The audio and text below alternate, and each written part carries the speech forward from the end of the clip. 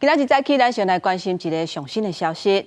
伫花莲有一个53岁姓王的查甫人，顶礼拜四伊驶车，车顶载因某仔囝，因为车顶无倒，所以警察去甲临检。不过伊是拒绝停车，甚至油门吹咧就安尼驶去。落尾手也是伫咧花莲市国民五街的所在去互警方抓到，而且警方嘛发现讲，这个驾驶是一个毒品的通缉犯。麻烦路边停车哦。伫17号8点左右，警方伫花莲县新城乡嘉里路甲光复路口发现一台白色的轿车，车牌顶无倒，所以放上叫伊停车。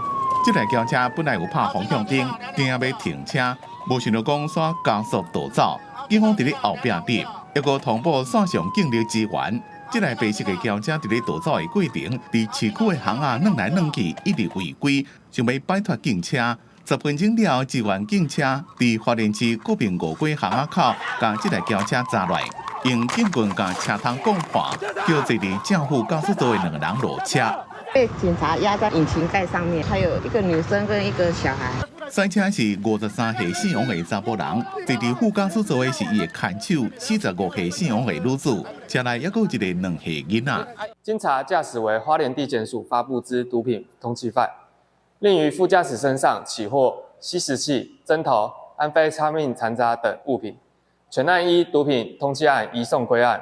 警方依法对王姓女子强制验尿，并且将姓王的查甫人依照毒品通缉案移送花莲地检署归案。因若交通违规的部分也处理几多项违规，依法进行告发，将会当处上悬85000倍的罚款。